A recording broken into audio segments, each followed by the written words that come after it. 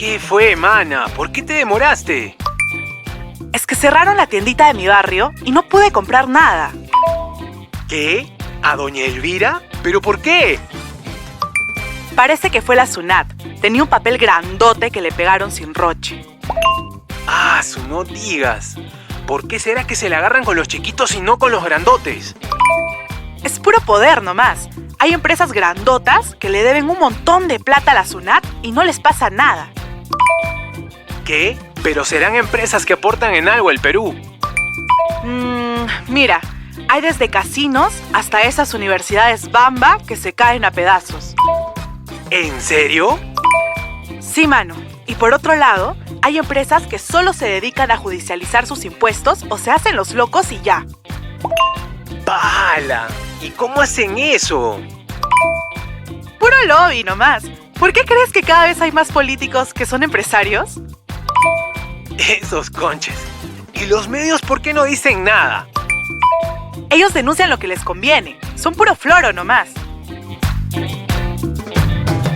Por todos lados hay mucho bla bla bla y en los discursos disfrazan la verdad. Alerta, despierta, no te dejes florear más.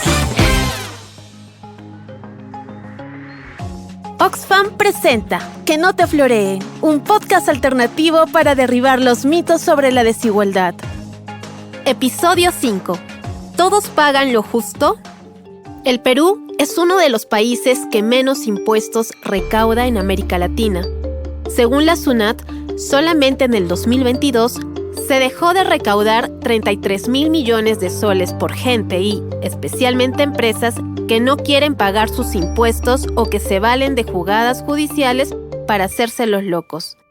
Eso equivale a casi todo el presupuesto que se destina a la salud de todas y todos los peruanos. Imagina todo lo que podríamos hacer con ese dinero. Educación, seguridad, carreteras, transporte, todo eso se va al agua por culpa de unos vivazos.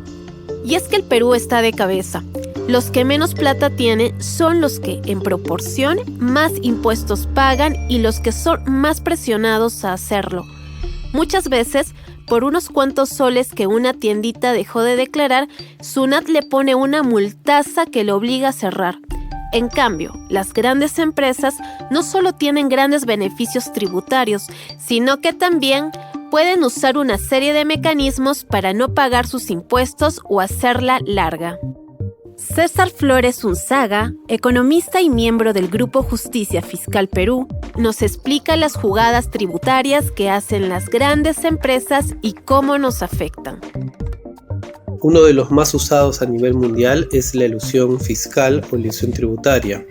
Básicamente consiste en el estudio de la legislación tributaria para identificar cuáles vacíos legales existen y así aprovecharlos para no pagar impuestos o minimizar el pago de los mismos. Típicamente la elusión tributaria es practicada por grandes empresas cuando están orientadas no a mejorar la productividad de la empresa, sus ventas, rendimientos u otro, sino están dedicadas básicamente a no pagar impuestos.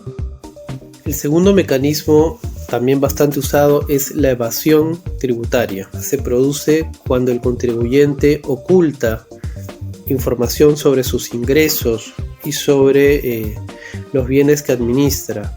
En el Perú, las empresas que omiten este tipo de información normalmente son pequeñas y están ubicadas en lo que conocemos como el sector informal. Una tercera forma son los llamados beneficios tributarios. Estos surgen a partir de la legislación que permite que algunos sectores económicos terminen pagando menos impuestos o no pagando impuestos. De acuerdo al último marco macroeconómico multianual del Ministerio de Economía y Finanzas, para el 2023 se estima que los beneficios tributarios llegarían a 20.354 millones de soles, lo que equivale a 2% del PBI. Es importante señalar que los beneficios tributarios no son buenos o malos per se. Se han creado también beneficios tributarios para algunos sectores económicos emergentes, como es la forestería y también la piscicultura.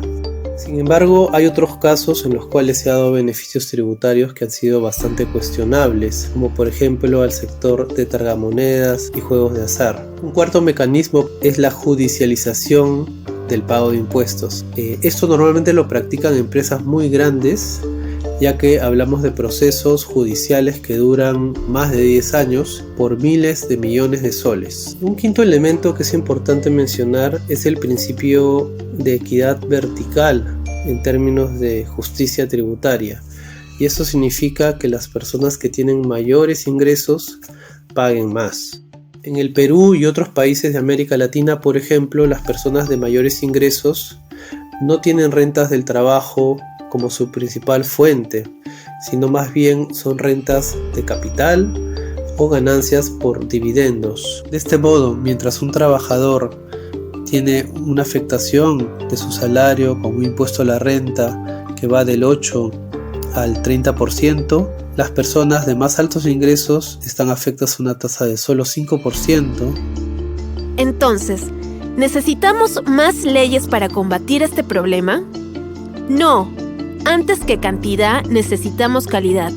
Desde el gobierno central y el Congreso salen constantemente decretos de ley o medidas de urgencia que son aprobadas sin mayor debate, sin informar mucho a la ciudadanía, o desinformándola de ser el caso, y que casualmente solo benefician a una élite económica. Hace unos años, Oxfam publicó un estudio llamado Juegos de Poder, en donde se analiza las políticas tributarias de diferentes gobiernos y se ve cómo se ha ido debilitando las instituciones del Estado para permitir estas injusticias, logrando únicamente que quien más posee y gana en el país no necesariamente sea el que más impuestos paga. Avilio Minaya, del Sindicato de Trabajadores de SUNAT, nos explica cómo es que el propio Estado y las empresas lobistas han generado esta injusticia fiscal. Y ahí evidentemente el punto central es que no ha habido una reforma tributaria, más bien ha habido una especie de empeoramiento donde las empresas públicas han dejado de contribuir en general en todos los países de América Latina, incluido el Perú, han disminuido en 1/3 sus aportes tributarios, ¿no? En términos porcentuales.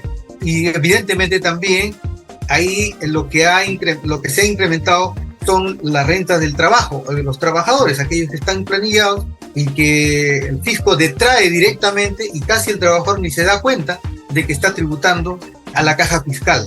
Y mientras existen otros segmentos muy privilegiados, muy organizados, cabe decirlo, ¿no? Que inclusive planifica en términos de estrategia tributaria la posibilidad de ejercer una actividad económica en países como los nuestros, de tal manera que llegan hasta 40 puntos la posibilidad de esos ingresos o sus incrementos de sus utilidades sobre la base de una estrategia bastante agresiva. Eso es porque principalmente el Estado, aparte de que no ha acogido de manera central el tema de la reforma tributaria, ha sido bastante deficiente y por momentos diría negligente en cerrar los circuitos de la evasión, ¿no? La evasión y la ilusión, que son hermanas, no son lo mismo. Ambas conducen a que no ingresen recursos públicos, a que se generen forados, y tampoco ha estimulado, digamos, la posibilidad, la interconectividad con otras administraciones tributarias a nivel regional y a nivel mundial, que le permita compartir información, intercambiar información para reducir los paraísos fiscales o las elusiones en esta línea. Avilio, ¿y qué debería hacer el Estado para mejorar la recaudación fiscal? En la economía hay un término, el costo de oportunidad, ¿no? Puede ser que te cueste ahora, pero te va a costar peor si lo compras después. Es tomar la oportunidad en el momento correcto. Principalmente la pandemia, se han llevado más de 200.000 vidas de peruanos. Son costos de oportunidad que ahora nos pasan factura. Y ahora no sabemos que las decisiones se siguen sin tomar, qué nuevos costos de oportunidad nos va a deparar en sentido negativo, ¿no? Costos de la oportunidad no tomada, el futuro. Y ahí nuestra prédica permanente en estos foros, a nivel sindical, nacional e internacional, ha sido: se debe incrementar la carga de la tributación sobre impuestos directos, en detrimento de los impuestos indirectos. Esto, que suena un poquito a jerga muy especializada, significa algo muy simple. Cuando usted compra un tarro, suponiendo que el tarro de leche estuviera sujeta al pago del IGB, no es lo mismo que lo compre un poblador de Comas que lo compre un poblador de la planicie. Una quinta parte de su costo pasa imperceptible para el ciudadano de la planicie, de La Molina.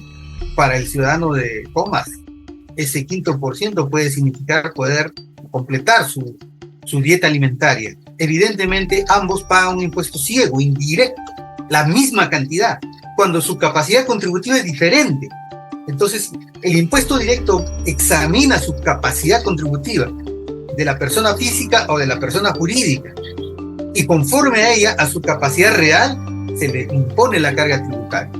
De alguna manera, post pandemia, ha sido bastante explotado y ha generado bastantes cambios en el marco legal tributario en otros países. En nuestro país no se ha querido tocar. Han sido como vacas sagradas, siquiera pretender un cambio en las tasas impositivas. No ha habido han habido un montón de proyectos, pero ninguna ha cristalizado un cambio puntual, concreto. Ha llegado el momento más esperado. Rompamos algunos mitos para que no te floreen. Mito 1. Si le ponen más impuestos a las grandes empresas, no van a querer invertir y se van a ir del país. Falso. Las grandes empresas no se irán y hay varias experiencias que lo demuestran, como las de Argentina y España, que adoptaron un impuesto a las grandes fortunas y no hubo mayor cambio en la inversión privada. Lo que sí cambió fue que la recaudación de ambos países mejoró. Por ejemplo, Argentina logró recaudar $2.400 millones durante la pandemia al aprobar un impuesto extraordinario a las riquezas. Así que tranqui, las inversiones no se irán. Ya es tiempo de que las grandes empresas paguen lo justo. Mito 2. Lo mejor sería que el Estado deje de cobrar impuestos y que las empresas privadas se encarguen de todo. Falso. Solo basta recordar la pandemia para ver cómo las empresas reaccionan ante los problemas públicos, con precios inflados y sin considerar la crisis que atravesábamos. Los bienes públicos son de todas y todos, no pueden ser administrados como una empresa. Es cierto que el Estado tiene muchos errores al momento de gestionar el dinero proveniente de los impuestos, pero la salida va más por fortalecer la eficiencia y transparencia que por dejar nuestros bienes y servicios en manos de unos pocos que solo buscan su ganancia. Mito 3. El problema es la informalidad. Son esos negocios los que más perjudican la recaudación de impuestos. Sí y no. Es cierto que la informalidad es un grave problema que necesita medidas tributarias que no sean simple populismo y que realmente incentiven a la creación de empresas formales. Sin embargo, la evidencia demuestra que las grandes empresas que ya son formales cuentan con las herramientas y recursos para cumplir con sus obligaciones, pero prefieren judicializar sus deudas o simplemente no pagarlas, lo cual nos perjudica a todas y todos. Como hemos visto, los impuestos permiten que el país financie proyectos y servicios públicos que son necesarios para garantizar nuestros derechos, como, por ejemplo, el acceso a salud pública. Además, una recaudación tributaria adecuada también contribuye a la reducción de desigualdades, porque al haber más y mejores servicios públicos, todas y todos podremos acceder a ellos independientemente de nuestra condición económica o social. Si te gustó lo que escuchaste, no olvides compartirlo con amistades, colegas y toda tu familia. Nos encontramos en el siguiente episodio de Que no te floreen, tu podcast alternativo para derribar los mitos sobre la desigualdad. Por todos lados hay mucho bla bla bla, y en los discursos disfrazan la verdad. Alerta.